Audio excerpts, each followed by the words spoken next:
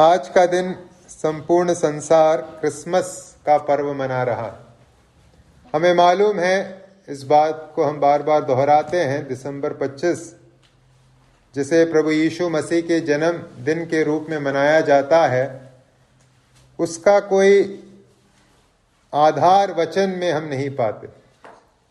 ये वचन के अनुसार एक दिन नहीं है, यह केवल और केवल पूर्णतः ईसाई धर्म के एक परंपरा के अनुसार मनाया जाने वाला पर्व है।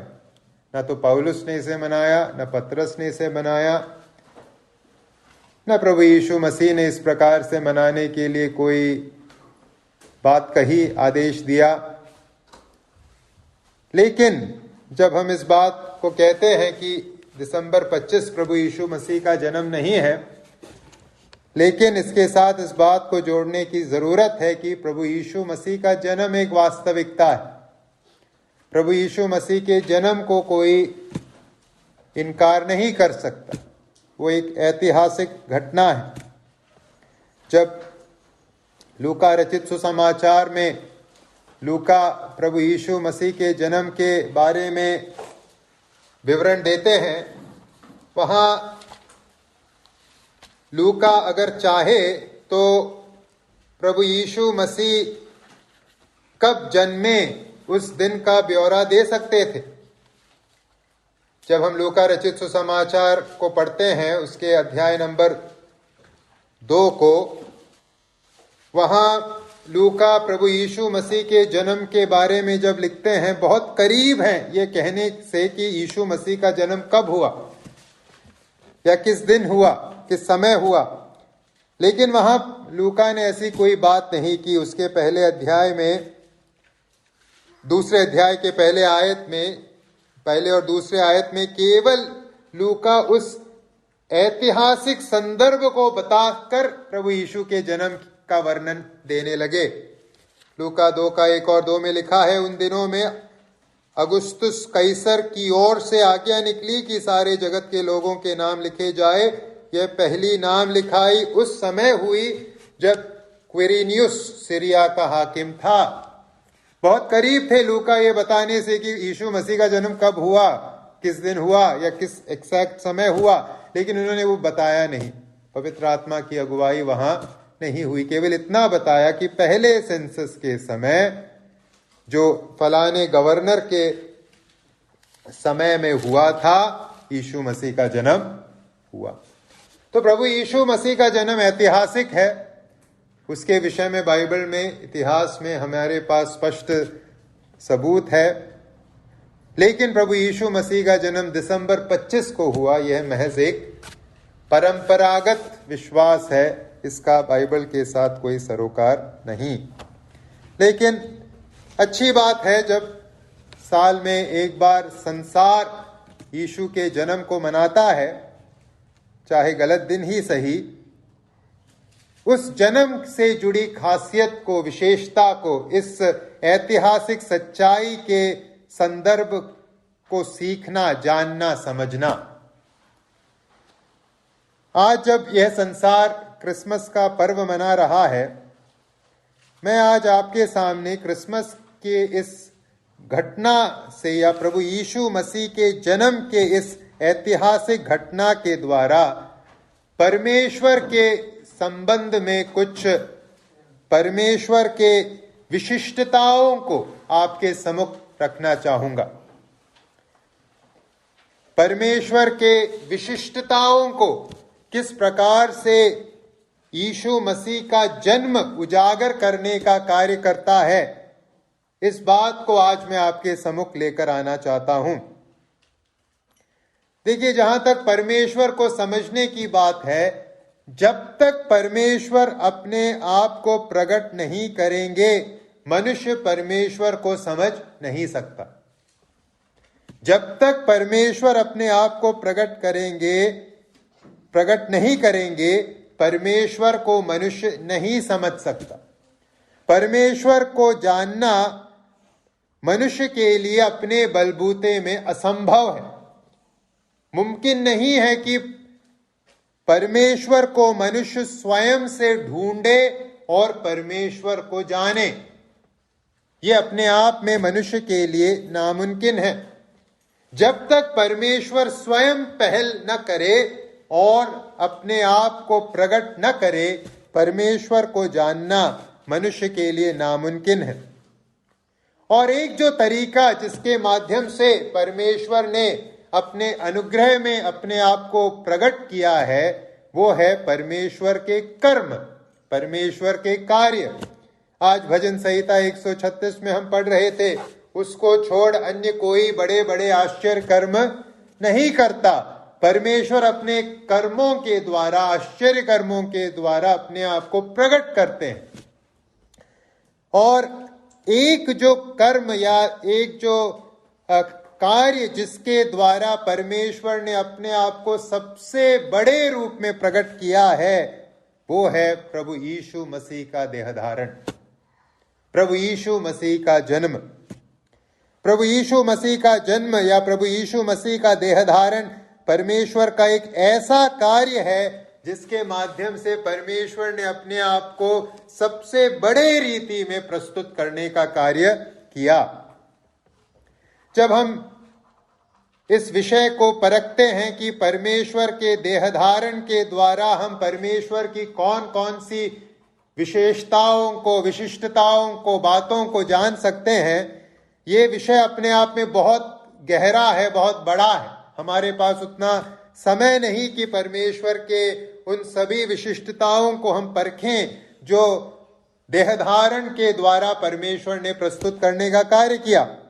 आज मैं आपके सम्मुख उन कई विशिष्टताओं में से जो देह धारण के द्वारा परमेश्वर ने प्रस्तुत किया, दो विशिष्टताओं को आपके सम्मुख में रखना चाहूंगा। तो आज जो हमारा उद्देश्य है, यह संसार जब क्रिसमस का पर्व मना रहा है, हमारा उद्देश्य यह है, इस संदेश का उद्देश्य यह है कि हम सीखें, जाने की देहधारी होकर इस संसार में आने के माध्यम से परमेश्वर ने अपने बारे में क्या सिखाने का कार्य किया या अपने आप के बारे में क्या प्रकट करने का कार्य किया। मत्ती रचित सुसमाचार उसके पहले अध्याय को जब हम पढ़ते हैं, वहां प्रभु यीशु मसीह के जन्म से जुड़े विवरण को जो मत्ती ने दिया है हम पाते हैं। मत्ती रचित सुसमाचार उसके पहले अध्याय के 18वें आयत से शुरू होकर यीशु के जन्म का विवरण दिया गया है। वहां हम देखते हैं अध्याय नंबर 1 के 19 से आगे के पदों में परमेश्वर का, प्रभु का स्वर्गदूत यूसुफ के पास आता है स्वप्न में और यूसुफ से बातें कर रहा है। यूसुफ कौन है? यूसुफ मरियम, जो प्रभु यीशु मसीह की माता होंगी आगे चलकर, उसके साथ यूसुफ की मंगनी हुई, मंगेतर है मरियम का। अब यूसुफ के कानों में यह खबर पहुंची कि मरियम जो है वो गर्भवती है। मंगनी के बाद जब यूसुफ को यह पता चला कि मरियम गर्भवती है, यूसुफ ने क्या फैसला किया? मन ही मन उसने यह ठाना, यह फैसला किया कि मैं इस मंगनी को तोड़ दूंगा, इस रिश्ते को मैं खत्म कर दूंगा। जब यूसुफ इस सिलसिले में सोच रहा था, विचार कर रहा था, परमेश्वर का दूत यूसुफ के पास आता है और स्वप्न में उससे 2 निर्देश देता है। उस विषय में हम उन 20 और 21 पद में पढ़ते हैं। मैं आपका ध्यान दूसरे निर्देश की तरफ लेकर आना चाहता हूं जो स्वर्गदूत ने यूसुफ को दिया। पहला निर्देश था कि मरियम को तुम अपने पत्नी के रूप में जरूर स्वीकारना, इस संबंध को न तोड़ना। और दूसरा जो निर्देश दिया वो 21वें आयत में हम पढ़ते हैं। क्या है दूसरा निर्देश जो स्वर्गदूत ने यूसुफ को दिया? मत्ती रचित सुसमाचार 1 का 21 वहां लिखा है, वह पुत्र जनेगी और तू उसका नाम यीशु रखना, क्योंकि वह अपने लोगों का उनके पापों से उद्धार करेगा। वह पुत्र जनेगी और तू उसका नाम यीशु रखना, क्योंकि वह अपने लोगों का उनके पापों से उद्धार करेगा।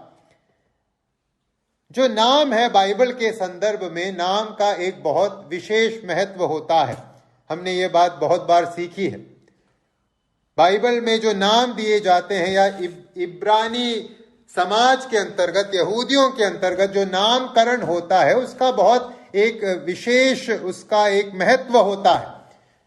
हमारे जैसे नाम केवल पहचान के लिए नहीं दी जाती। उस समाज के अंतर्गत जो नाम है वो एक व्यक्ति के चरित्र को, या एक व्यक्ति के जीवन के उद्देश्य को, या एक व्यक्ति के जीवन के मकसद को प्रदर्शित करने वाला हुआ करता था, व्यक्ति का नाम। तो यहां जब प्रभु यीशु मसीह के जन्म के संदर्भ में स्वर्गदूत यूसुफ को बालक का नाम जो मरियम जनेगी क्या रखना है, यह निर्देश देता है, और स्वर्गदूत कहता है कि तू उसका नाम यीशु रखना, ये क्या दर्शाता है? यह दर्शाता है कि किस उद्देश्य से इस संसार में यीशु मसीह आए। यीशु के नाम का अर्थ, जैसे हमने यहां पढ़ा, यीशु मसीह के नाम का अर्थ है, यीशु के नाम का अर्थ है, यीशु नाम का अर्थ है वह अपने लोगों को का उनके पापों से उद्धार करेगा। तो यीशु का नाम यीशु के इस संसार में आगमन के उद्देश्य को दर्शाने का काम करता है। क्यों यीशु इस संसार में आए? क्या मकसद था उनके संसार में आने का? क्या उद्देश्य था उनके संसार में आने का? उनके नाम से हम क्या समझ सकते हैं उनके आगमन के विषय में? वह अपने लोगों का उनके पापों से उद्धार करने के लिए इस संसार में आया। अब ये जो नाम है जो यीशु के लिए, प्रभु के लिए दिया गया, जिस पुत्र को मरियम ने जना, उसको यह जो नाम दिया गया, यह नाम परमेश्वर के बारे में हमें क्या सिखाता है? इस नाम से हम परमेश्वर के गुणों के बारे में, विशिष्टता के बारे में क्या सीखते हैं? इस नाम से अगर हम एक बात परमेश्वर के विशिष्टता के बारे में सीख सकते हैं, वो है परमेश्वर की पवित्रता। परमेश्वर की पवित्रता, परमेश्वर की पवित्रता है वह पहली विशिष्टता जो हम सीख सकते हैं जब हम यीशु मसीह के देहधारण के उद्देश्य को, उनके नाम के द्वारा व्यक्त उद्देश्य को जब हम परखते हैं, हम सीखते हैं। परमेश्वर पवित्र है। देहधारण के द्वारा परमेश्वर ने अपने पवित्रता को दर्शाने का कार्य किया। यीशु के नाम का अर्थ और परमेश्वर के पवित्रता का क्या है संबंध? संबंध समझने के लिए हमें समझना होगा, क्योंकि परमेश्वर पवित्र है, इसलिए वह पाप के लिए मूक दर्शक नहीं बना रह सकता।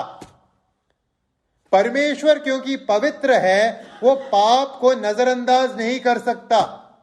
बिना कुछ किए केवल पाप को देखकर परमेश्वर नहीं बैठ सकता।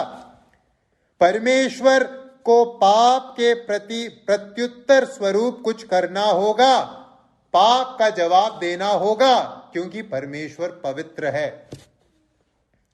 पाप को सह लेना मनुष्य की एक विशेषता है, या मनुष्य की बात है। पाप को सहना मनुष्य की बात है। हम पाप को सहते हैं, और पाप को सहना एक ऐसी बात है जो हम रोजमर्रा के जीवन में करते हैं। यह बात कि हम मनुष्य एक साथ जीवन जीते हैं, यह इस बात को दर्शाता है कि हम पाप को सहने वाले लोग। यहां जो हम सब बैठे हैं, हम एक दूसरे के साथ सहयोग में जीवन जी रहे हैं, संगति में जीवन जी रहे हैं, लेकिन क्या हमारे जीवन में पाप नहीं? यहां हम में से कोई ऐसा सोचता है कि इस कमरे में कोई ऐसा बैठा है जो पूर्ण रूप से पवित्र है? ऐसा कोई है इस कमरे में जो 100% पवित्र है? इस कमरे में केवल एक है जो 100% पवित्र है, वो है प्रभु यीशु मसीह, जिनकी उपस्थिति हमारे बीच है, जैसा उनका वायदा है, कलीसिया के मध्य प्रभु है। उस प्रभु को छोड़कर यहां कोई भी मनुष्य नहीं है जो 100% पवित्र है। लेकिन हम एक दूसरे को क्या करते हैं? सहते हैं। हम पाप को सहने वाले लोग हैं। लेकिन जहां तक परमेश्वर का सवाल है, परमेश्वर पवित्र है, पूर्णतः पवित्र है, इसलिए परमेश्वर पाप को बर्दाश्त नहीं करता। परमेश्वर पाप को नहीं सहेगा। परमेश्वर अपने पवित्रता के चलते पाप का उत्तर जरूर देगा। पाप के प्रति अपने प्रतिक्रिया को अनिवार्य रूप से परमेश्वर प्रस्तुत करेगा। मैं इस बात को नहीं इनकार कर रहा कि परमेश्वर विलंब से क्रोध करने वाले हैं। परमेश्वर विलंब से क्रोध करने वाला परमेश्वर है। वो दयालु है, कृपालु है, लेकिन उस विलंब की भी एक सीमा है। एक सीमा पार करने के बाद परमेश्वर अनिवार्य रूप से पाप का बदला देगा। परमेश्वर क्योंकि पवित्र है, पाप का बदला दिए बिना वह नहीं रहेगा। वह पाप को चुपचाप नहीं देख सकता, वह प्रत्युत्तर अनिवार्य रूप से देगा। जब हम हबक्कुक के पुस्तक को पढ़ते हैं, पुराने नियम में हबक्कुक के पुस्तक, हबक्कुक एक विचित्र विडंबना में फंसा हुआ है। हबक्कुक की पुस्तक उसके पहले अध्याय को जब हम पढ़ते हैं, वहां हबक्कुक के विडंबना के बारे में, डायलमा के बारे में हम पढ़ते हैं। क्या है हबक्कुक की विडंबना? हबक्कुक देखता है उसे परमेश्वर से एक संदेश मिल रहा है। क्या है संदेश? कि परमेश्वर बहुत ही ज्यादा दुष्ट व्यक्तियों को, एक दुष्ट देश का इस्तेमाल करके उन लोगों से कम दुष्टता में रहने वाले लोगों को दंड देने वाले, यानी अधिक दुष्टता में रहने वाले लोगों का इस्तेमाल करके परमेश्वर कम दुष्टता में रहने वाले इस्राएलियों को दंड देने वाले हैं। इस बात को सुनकर हबक्कुक की क्या प्रतिक्रिया रही? हबक्कुक के पुस्तक पहले अध्याय के 12 और 13 में हबक्कुक एक प्रश्न पूछते हैं, यह सुनकर कि परमेश्वर एक बहुत ही दुष्ट देश का इस्तेमाल इस्राएल को दंड देने के लिए करने वाला है। परमेश्वर से हबक्कुक क्या पूछता है? हबक्कुक की पुस्तक अध्याय नंबर 1, 12 और 13 लिखा है, हे मेरे प्रभु, हे मेरे पवित्र परमेश्वर, क्या तू अनादिकाल से नहीं है? इस कारण हम लोग नहीं मरने के। हे प्रभु, तूने उनको न्याय करने के लिए ठहराया है। हे चट्टान, तूने उलाहना देने के लिए उनको बैठाया है। तेरी आंखें ऐसी शुद्ध हैं कि तू बुराई को देख ही नहीं सकता और उत्पात को देखकर चुप नहीं रह सकता। जब हबक्कुक यह जानकारी परमेश्वर से हबक्कुक प्राप्त करता है कि परमेश्वर एक दुष्ट देश का इस्तेमाल इस्राएलियों को दंड देने के लिए करने वाले हैं, क्या प्रश्न पूछता है? तेरी आंखें ऐसी शुद्ध हैं कि तू बुराई को देख नहीं सकता और उत्पात को देखकर चुप नहीं रह सकता। परमेश्वर, आप पवित्र हो। आप पवित्र हो तो फिर आप बुराई को कैसे बिना दंड दिए रह रहे हो? आप कैसे उन लोगों का इस्तेमाल हमें दंड देने के लिए कर सकते हो? ये विडंबना, ये प्रश्न हबक्कुक के अंदर हम पाते हैं। क्यों? क्योंकि परमेश्वर पवित्र है और हबक्कुक जानता है कि पवित्रता का अर्थ है परमेश्वर पाप के प्रति मौन धारण नहीं कर सकता। वो पाप का बदला देगा, वो पाप के विरुद्ध प्रतिक्रिया जाहिर करेगा, दंड भेजेगा। तो भाई और बहनों, जब हम देहधारण या प्रभु यीशु मसीह के जन्म के विषय में सीखते हैं, प्रभु यीशु मसीह के जन्म के बारे में सोचते हैं, पहली बात हम यही पाते हैं कि हमारा परमेश्वर पवित्र है और उसके पवित्रता के चलते पाप का प्रत्युत्तर वह देता है। पाप के प्रति वो प्रतिक्रिया अनिवार्य रूप से देता है। और देह धारण परमेश्वर का पाप के प्रति प्रतिक्रिया है। जब हम पुराने नियम को पढ़ते हैं, पुराने नियम में कई ऐसे शब्द हमें पढ़ने को मिलते हैं जो परमेश्वर के पाप के प्रतिक्रिया को दर्शाने का कार्य करते हैं। मैं कुछ आयतों की ओर आपका ध्यान आकर्षित करना चाहूंगा जहां हम परमेश्वर के पाप के प्रति प्रतिक्रिया को देख सकते हैं। उदाहरण के लिए व्यवस्था विवरण 32 का 16, व्यवस्था विवरण 32 का 16, व्यवस्था विवरण 32 का 16 में लिखा है, उन्होंने पराये देवताओं को मानकर उसमें जलन उपजाई और घृणित कर्म करके उसको रिस दिलाई। परमेश्वर के विषय में लिखा है, उन्होंने पराये देवताओं को मानकर उसमें जलन उपजाई और घृणित कर्म करके उसको रिस दिलाई। परमेश्वर के संदर्भ में किन शब्दों का इस्तेमाल किया गया है? जलन और रिस। या यिर्मयाह 32 का 32 हम जब पढ़ते हैं उसी शब्दावली को वहां भी पाते हैं। यिर्मयाह 32 का 32, क्योंकि इस्राएल और यहूदा अपने राजाओं, हाकिमों, याजकों और भविष्यद्वक्ताओं समेत क्या यहूदा देश के, क्या यरूशलेम के निवासी सब के सब बुराई पर बुराई करके मुझको रिस दिलाते आए हैं, मुझको रिस दिलाते आए हैं, मुझको क्रोधित करते आए हैं, मुझको या मुझ में जलन उपजाने का कार्य करते हैं। ये जो भाषा है ये क्या दर्शाने का कार्य करता है? इस भाषा से जो परमेश्वर के संदर्भ में इस्तेमाल किया गया है, परमेश्वर को रिस दिलाना, परमेश्वर में जलन उपजाना, इससे हम क्या समझ सकते हैं? इसको हम समझने के लिए मानवीय भावनाओं को न देखें, ये ईश्वरीय प्रतिक्रिया को दर्शाने के लिए, पाप के प्रति ईश्वरीय प्रतिक्रिया को दर्शाने के लिए मानवीय भाषा है। पाप के प्रति ईश्वर की प्रतिक्रिया दर्शाने के लिए मानवीय भाषा। इसलिए इस रिस को और जलन को समझने के लिए हम मानवीय भावनाओं का इस्तेमाल नहीं कर सकते। ये केवल एक मानवीय भाषा का इस्तेमाल है जिससे परमेश्वर के पाप के प्रति प्रतिक्रिया को दर्शाया गया है। और क्या है पाप के प्रति परमेश्वर की प्रतिक्रिया जो हम यहां सीखते हैं? पाप परमेश्वर के प्रतिक्रिया को उत्तेजित करता है। पाप परमेश्वर के प्रतिक्रिया को उत्तेजित करता है। जब हम पाप करते हैं, परमेश्वर को रिस दिला रहे हैं, परमेश्वर के क्रोध को क्या कर रहे हैं?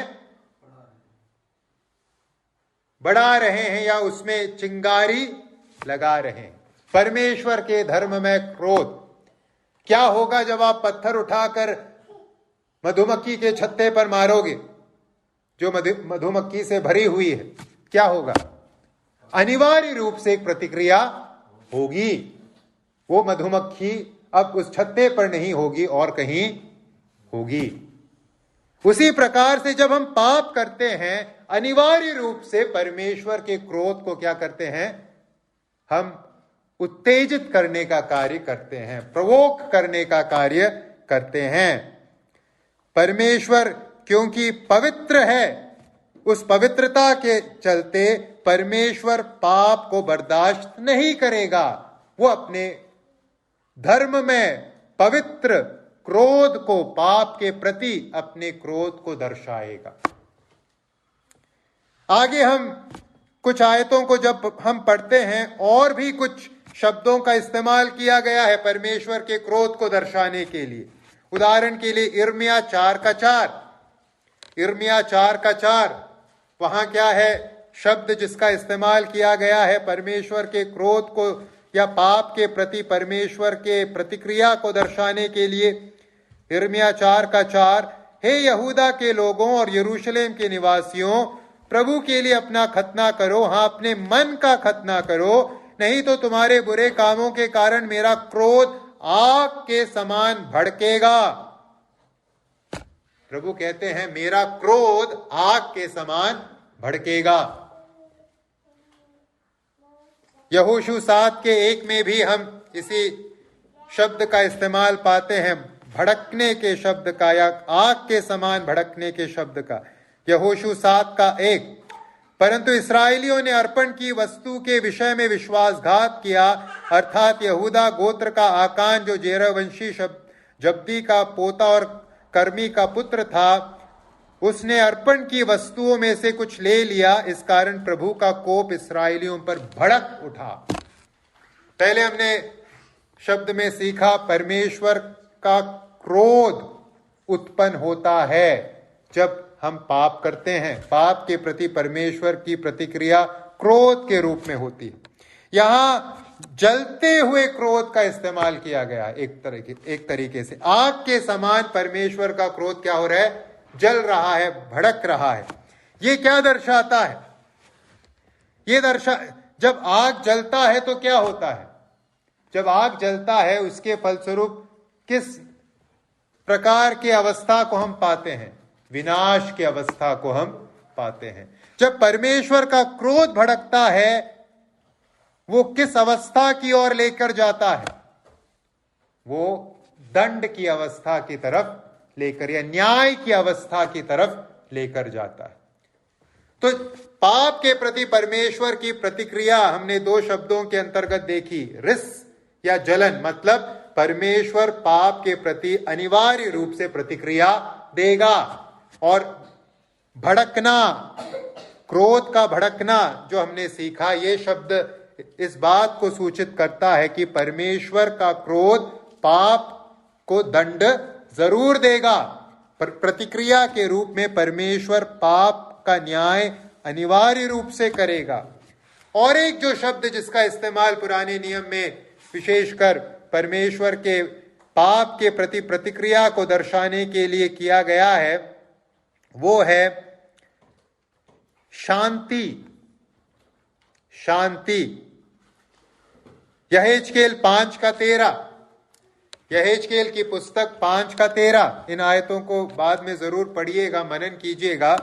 वहां लिखा है यहेजकेल 5:13, इस प्रकार से मेरा क्रोध शांत होगा और अपनी जलजलाहट उन पर पूरी रीति से भड़का कर मैं शांति पाऊंगा। और जब मैं अपनी जलजलाहट उन पर पूरी रीति से भड़का चुकूं तब वे जान लेंगे कि मुझ प्रभु ही ने जलन में आकर यह कहा है। प्रभु का पाप के प्रति प्रतिक्रिया के अंतर्गत प्रभु क्या करेंगे? अपने क्रोध को शांत करेंगे। क्रोध को शांत कैसे करेंगे? क्रोध का दंड पूरा करके, न्याय पूरा करके परमेश्वर अपने क्रोध को क्या करेंगे? शांत करेंगे, सैटिस्फाई करेंगे। विलाप गीत 4:1 में हम किस प्रकार से परमेश्वर अपने क्रोध को शांत करते हैं उसका एक तस्वीर पढ़ते हैं। विलाप गीत 4:11, प्रभु ने अपनी पूरी जलजलाहट प्रकट की, उसने अपना कोप बहुत ही भड़काया और सियोन में ऐसी आग लगाई जिससे उसकी नींव तक भस्म हो गई है। विलाप गीत उस वक्त लिखी गई जब परमेश्वर ने यहूदियों को प्रवास में भेज दिया, यरूशलेम शहर को, यहूदा राज्य को नष्ट कर दिया उनके पापों के चलते। तो परमेश्वर का क्रोध शांत कैसे होगा? जब परमेश्वर के पाप के प्रति जो जलजलाहट है, जो प्रतिक्रिया है, वह पूर्ण रूप से प्रकट होगी। जब न्याय पूर्ण रूप से पूरा हो जाएगा, पाप के प्रति न्याय, परमेश्वर का न्याय, तब परमेश्वर का क्रोध क्या हो जाएगा? शांत हो जाएगा। जब तक न्याय पूरा नहीं होगा परमेश्वर का क्रोध जलता रहेगा। तो हम क्या सीख रहे हैं? परमेश्वर के पाप के प्रति प्रतिक्रिया को सीख रहे थे। 3 शब्दों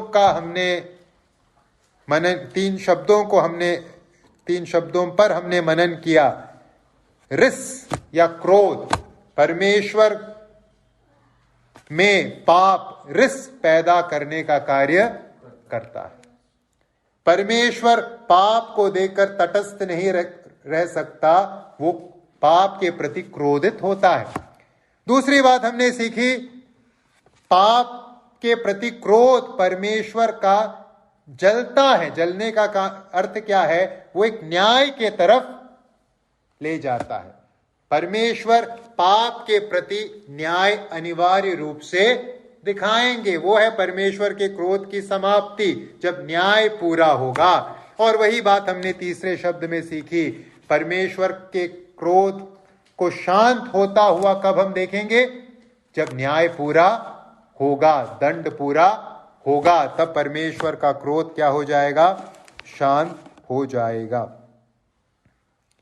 अब क्रिसमस की कथा में वापस लौट कर आइए, देहधारण के इस घटना पे वापस लौट कर आइए।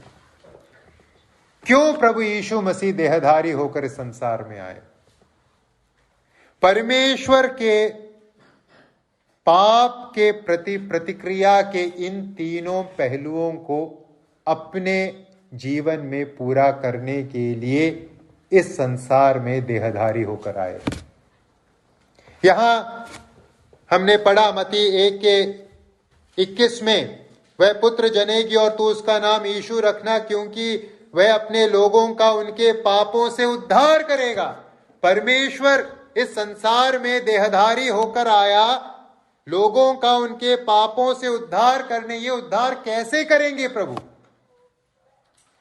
परमेश्वर के पाप के प्रति प्रतिक्रिया के इन तीनों पहलुओं को अपने अंतर्गत पूरा करके परमेश्वर अपने लोगों को उद्धार देने का कार्य पूरा करने इस संसार में आए।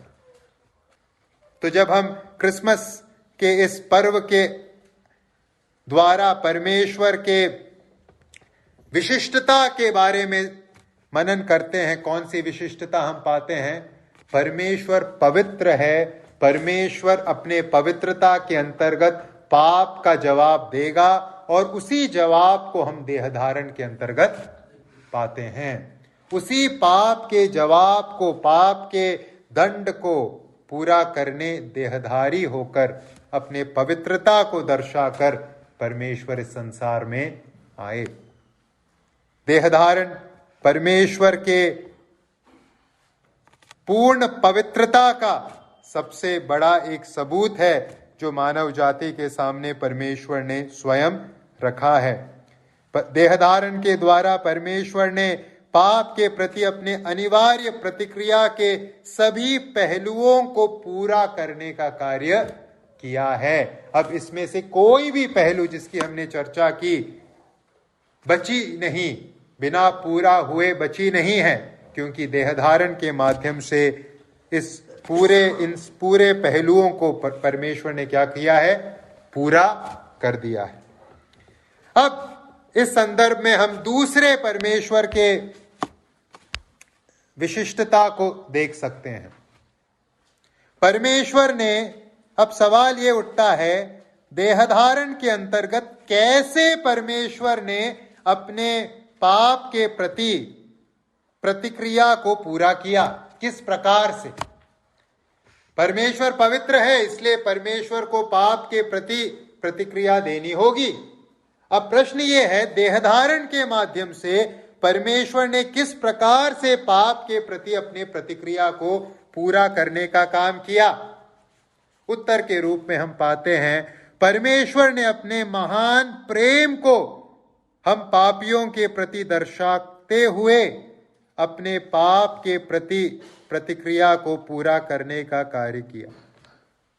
अपने महान प्रेम को दर्शाते हुए परमेश्वर ने पाप के प्रति अपने प्रतिक्रिया को पूरा करने का कार्य किया। परमेश्वर का प्रेम है दूसरी विशिष्टता जो देहधारण हमें देखने में सहायता करती है। मत्ती रचित सुसमाचार 1:21 को दोबारा पढ़ेंगे। वहां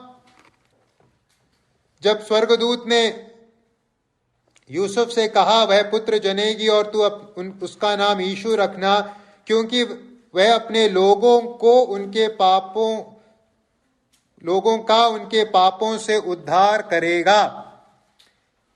यहां किस प्रकार से परमेश्वर ने पाप के प्रति प्रतिक्रिया दर्शाने का कार्य किया, उसका उत्तर हम पढ़ते हैं 21 में। किस प्रकार से परमेश्वर ने पाप के प्रति अपने प्रतिक्रिया को देहधारण के माध्यम से पूरा करने का कार्य किया?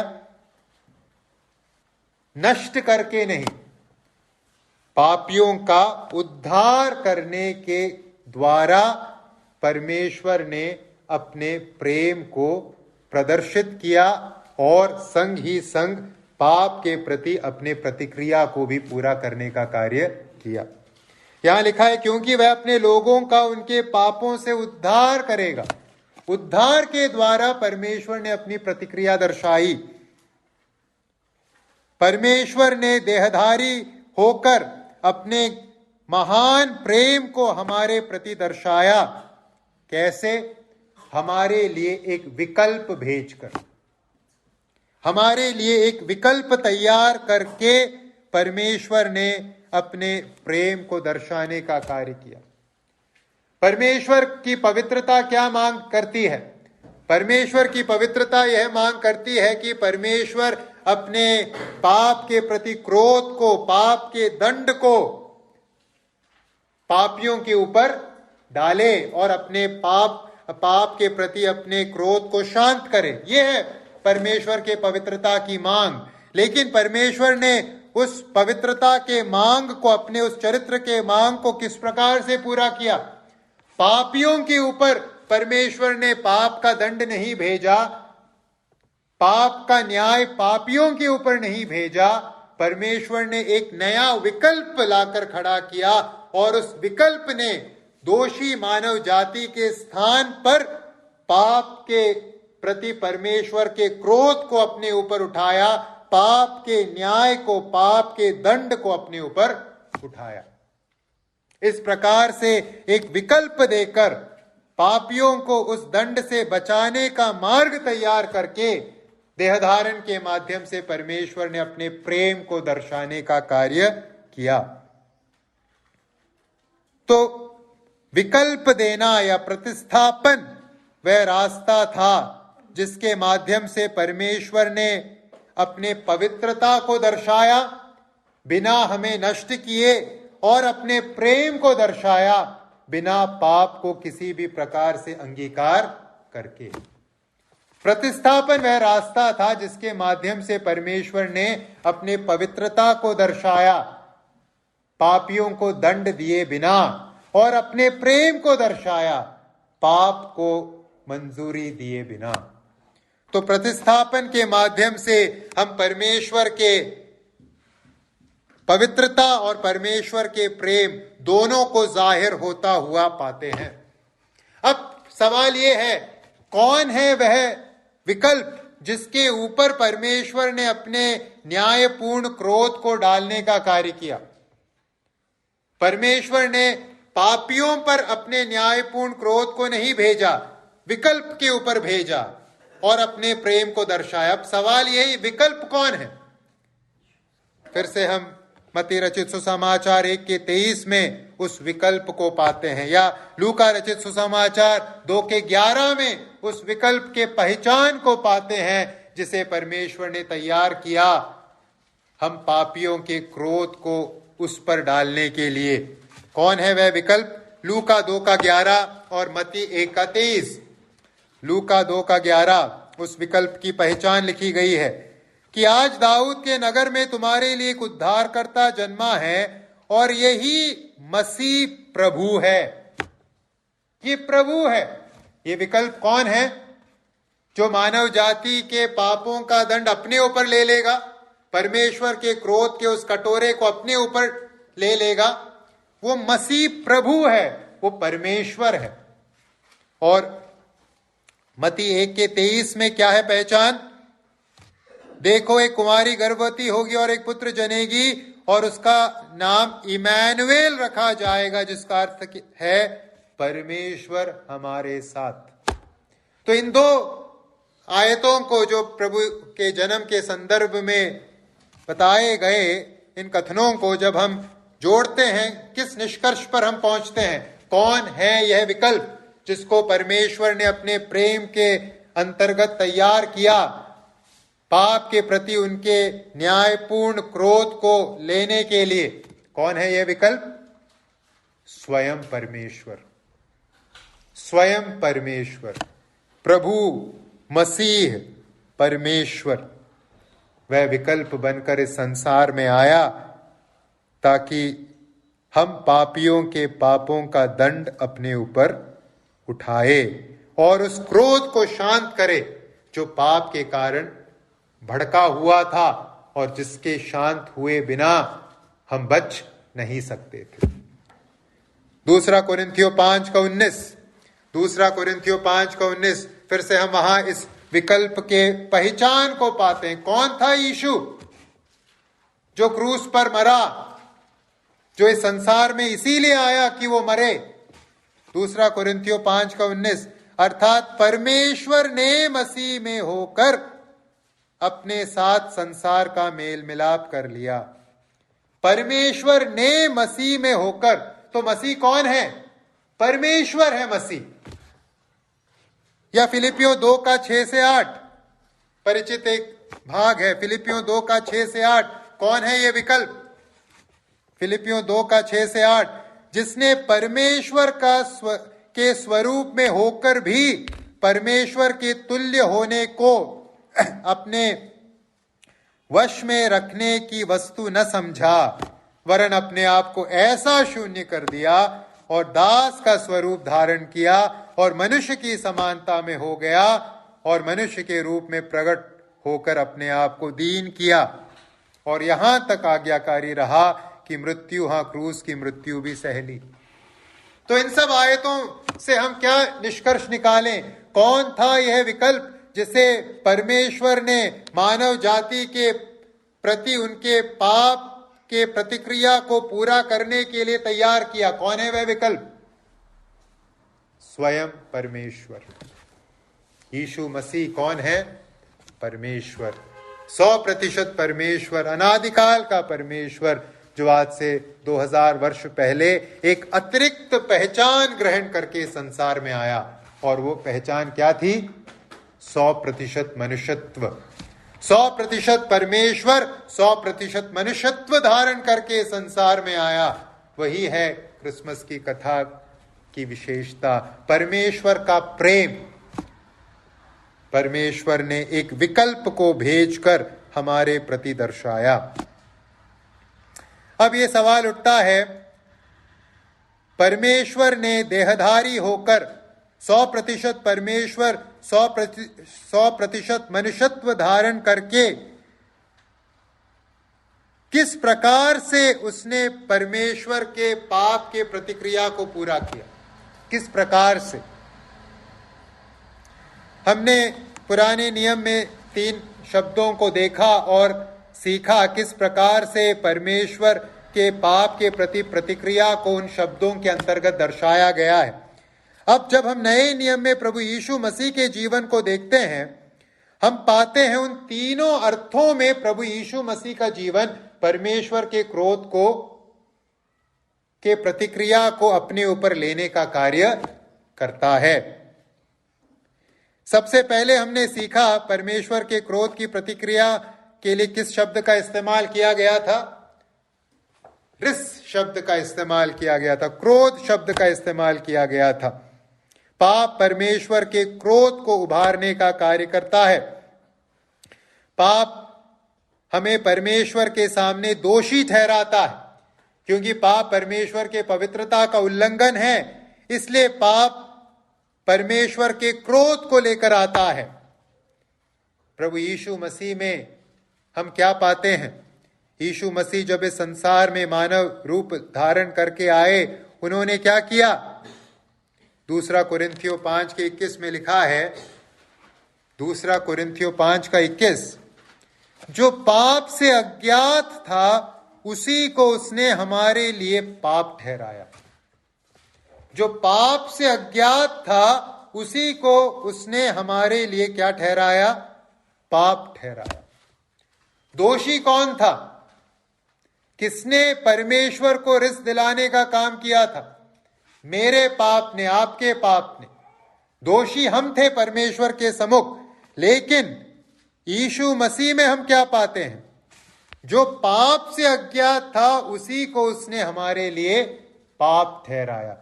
जिसका पाप से कोई वास्ता नहीं था वो पाप उठाए खड़ा है, दोष उठाए खड़ा है। दोषी कौन है? मैं हूं, आप हैं। पापी कौन है? मैं हूं, आप हैं। क्रोध हम पर आना चाहिए, दोष हमारे ऊपर है, लेकिन दोष किसने उठा लिया? यीशु मसीह ने देहधारी होकर उठा लिया। पहला पत्रस 2:24 में भी यही विचार व्यक्त किया गया है। पहला पत्रस 2:24, वह आप ही हमारे पापों को अपनी देह पर लिए हुए क्रूस पर चढ़ गए। वह दोषी बना, हम थे दोषी, लेकिन हमारा विकल्प प्रतिस्थापक यीशु मसीह दोषी बना। उसने हमारे पापों को अपने ऊपर ले लिया। उसने एक तरीके से डिफ्लेक्ट कर दिया। डिफ्लेक्ट समझते हैं ना आप? सूर्य की रोशनी को अगर आप सूर्य की रोशनी के किरण को अगर आप किसी ग्लास के सामने रखेंगे, क्या होगा? आप उसे मोड़ देंगे। यीशु मसीह ने क्या किया? परमेश्वर के क्रोध को, जो पाप के विरुद्ध है, उसे मोड़ने का काम किया। कैसे? स्वयं पाप को ग्रहण करके। वो पापी नहीं था, लेकिन उसने पापी का स्थान ले लिया ताकि पाप के प्रति परमेश्वर का क्रोध उनके ऊपर आ जाए। दूसरा शब्द जो हमने परमेश्वर के क्रोध के संदर्भ में देखा था वो था परमेश्वर का क्रोध भड़का हुआ क्रोध है। वो उसके अंजाम तक जलेगा। वो अंजाम क्या है? न्याय। जब प्रभु यीशु मसीह देहधारी होकर इस संसार में आए, इस विषय को, इस पहलू को प्रभु ने देहधारी होकर कैसे पूरा किया? लूका रचित सुसमाचार 22:42, लूका रचित सुसमाचार 22:42, वहां लिखा है, प्रभु यीशु मसीह ने जो प्रार्थना की गतसमने के बगीचे में, हे पिता, यदि तू चाहे तो इस कटोरे को मेरे पास से हटा ले, तो भी मेरी नहीं परंतु तेरी ही इच्छा पूरी हो। लूका 22:42। यहां प्रभु यीशु मसीह कटोरे के बारे में बात करते हैं। क्या है कटोरा? न्याय का कटोरा, दंड का कटोरा, जो किसको मिलना चाहिए? पापियों को मिलना चाहिए, मुझे और आपको मिलना चाहिए। प्रभु यीशु मसीह ने लेकिन क्या किया? प्रतिस्थापक के रूप में, विकल्प के रूप में, जिस दंड को मुझे और आपको लेना चाहिए, उस दंड को यीशु मसीह ने अपने ऊपर ले लिया। जो कटोरा हमें मिलना चाहिए था, जो दंड हमें मिलना चाहिए था, उसे यीशु मसीह ने हमारी ओर से अपने ऊपर ले लिया और परमेश्वर के उस न्याय को पूरा करने का कार्य किया। पहला पत्रस 2:24, यशाया 53:4 और 5, यशाया 53:4 और 5, निश्चय उसने हमारे रोगों को सह लिया और हमारे ही दुखों को उठा लिया, तो भी हमने उसे परमेश्वर का मारा कूटा और दुर्दशा में पड़ा हुआ समझा, परंतु वह हमारे ही अपराधों के कारण घायल हुआ, वह हमारे अधर्म के कामों के कारण कुचला गया, हमारी ही शांति के लिए उस पर ताड़ना पड़ी और उसके कोड़े खाने से हम लोग चंगे हो जाए। दंड हमारा था, पाप हमारा था, लेकिन हमारे प्रतिस्थापक ने, हमारे सब्स्टिट्यूट ने, हमारे विकल्प ने, यीशु मसीह ने हमारा पाप भी उठाया और हमारा दंड भी उठाया और परमेश्वर की उस प्रतिक्रिया को, पवित्र प्रतिक्रिया को पूरा करने का कार्य किया। तीसरी प्रतिक्रिया जो हमने पाप के विषय में परमेश्वर की देखी, वो है परमेश्वर पाप के प्रतिक्रिया को पूरा करने के लिए कार्य करेगा।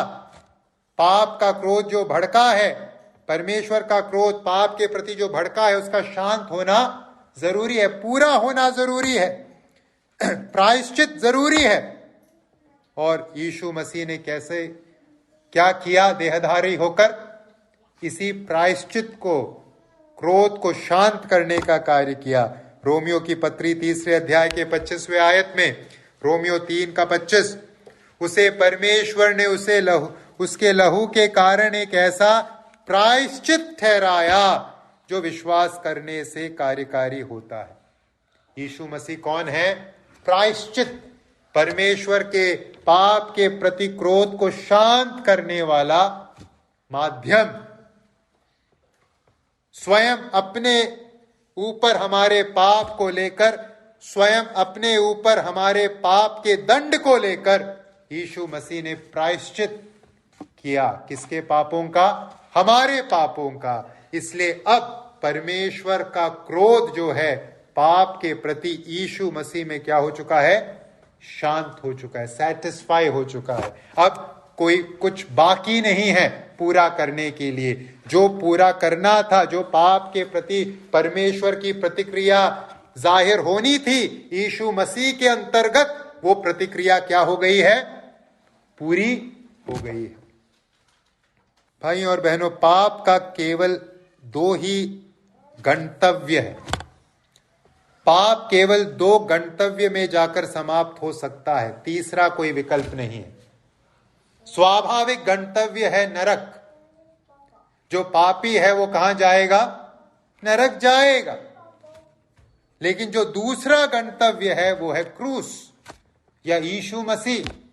जो पापी है यीशु मसीह के पास जाकर अपने पापों से छुटकारा पाए, क्योंकि यीशु मसीह में पाप क्या हो जा रहा है? खत्म हो जा रहा है, क्योंकि यीशु मसीह पापों का प्रायश्चित बन के इस संसार में देहधारी होकर आया। तो किस प्रकार से परमेश्वर ने अपने प्रेम को हमारे प्रति दर्शाया? एक प्रतिस्थापक को भेजकर, एक विकल्प को भेजकर हमारे स्थान पर उस विकल्प के द्वारा पाप के प्रति अपने उस पवित्र प्रतिक्रिया को पूरा किया और इस प्रकार से मानव जाति के सामने उद्धार का एक मार्ग तैयार किया। आज जो अपने पापों को स्वीकारेगा और परमेश्वर द्वारा तैयार इस विकल्प को, जो स्वयं परमेश्वर है, उस पर विश्वास करेगा कि हाँ, यीशु मसीह आप 2000 वर्ष पहले संसार में देहधारी होकर आए, मेरा पाप आपने अपने ऊपर उठाया, मेरा स्थान आपने ग्रहण किया, मेरे पापों का दंड आपने क्रूस पर उठाया और इस प्रकार से मृत्यु अपनाकर आपने परमेश्वर के क्रोध को शांत किया। आप मारे गए, गाड़े गए, तीसरे दिन जीवित हो उठे। जो इस सच्चाई पर विश्वास करेगा उसे क्या मिलेगा? छुटकारा, उद्धार, उस धर्म में पवित्र प्रतिक्रिया से जो पाप के प्रति परमेश्वर अनिवार्य रूप से दिखाएगा। उस अनंत मृत्यु के दंड से हम अपने आप को छुड़ाएंगे और एक जीवन पाएंगे, परमेश्वर के साथ एक संबंध पाएंगे। इस प्रेम को दर्शाने के लिए आज से 2000 वर्ष पहले मसीहा आया, देहधारी होकर आया, पाप को हमसे दूर करने आया, दंड को पूरा करने आया, परमेश्वर के पवित्रता के मांग को सदा सर्वदा के लिए हर प्रकार से पूरा करने आया। तो जब हम प्रभु यीशु मसीह के जन्म के संदर्भ को परखते हैं, इन 2 मुख्य परमेश्वर की विशिष्टता को जानते हैं, समझ सकते हैं। परमेश्वर पवित्र है। परमेश्वर पाप के प्रति प्रतिक्रिया अनिवार्य रूप से देगा। परमेश्वर पाप के प्रति न्याय अनिवार्य रूप से भेजेगा। आज नहीं तो कल पाप का दंड आएगा। इसलिए कभी भी पाप को हल्के में मत लीजिएगा। देहधारण परमेश्वर के पवित्रता को प्रकट करने का कार्य करता है। पाप के साथ वास्ता मत रखिएगा, क्योंकि पाप के प्रति परमेश्वर अपने दंड को अनिवार्य रूप से भेजेंगे। और दूसरी बात हमने सीखी, परमेश्वर का प्रेम। परमेश्वर को पाप के प्रति अपने प्रतिक्रिया को भी दर्शाना है, दंड भी देना है और मनुष्य को बचाना भी है, प्रेम भी दर्शाना है। क्या किया? अपने प्रेम के चलते स्वयं विकल्प बनकर आए। जगत का न्यायाधीश स्वयं कटघरे में जाकर खड़ा हुआ और उसने दंड को अपने ऊपर उठा लिया, ताकि हम मुजरिम जो दंड के योग्य हैं, हम पापी क्या पाएं? जीवन पाएं, परमेश्वर के साथ संबंध पाएं। तो जब आज पूरा विश्व क्रिसमस का पर्व मना रहा है, आइए हम स्मरण करें यीशु मसीह इस संसार में क्या बताने आए। यीशु मसीह परमेश्वर के प्रेम को दर्शाने आए, यीशु मसीह परमेश्वर के पवित्रता को दर्शाने आए। तो आइए भाइयों और बहनों, हम सुनिश्चित करें कि हमने परमेश्वर के प्रेम को अपने जीवन में स्वीकारा है। क्या उस विकल्प को जिससे परमेश्वर ने अपने प्रेम के चलते इस संसार में भेजा, हमने अपने जीवन में स्थान दिया है? क्या यीशु मसीह को हमने अपने जीवन में स्थान दिया है? अगर नहीं दिया है, हम खतरे में हैं। किस बात का खतरा है? पाप के उस अंतिम दंड को पाने का खतरा है, क्योंकि वो दंड या तो यीशु में पूरा होता है या अनंत मृत्यु में, नरक में पूरा होता है, होगा। तीसरा कोई विकल्प नहीं है। जिसने यीशु पर विश्वास किया है वह उस दंड से बच चुका है। जिसने यीशु पर विश्वास नहीं किया उसे डरने की जरूरत है। तो आइए हम स्मरण रखें कैसा है हमारा परमेश्वर। पवित्र है हमारा परमेश्वर, प्रेमी है हमारा परमेश्वर। आइए हम पवित्रता में चलें और परमेश्वर के उस प्रेम को स्वीकारें और आभारी जीवन जिएं। परमेश्वर के नाम की महिमा हो।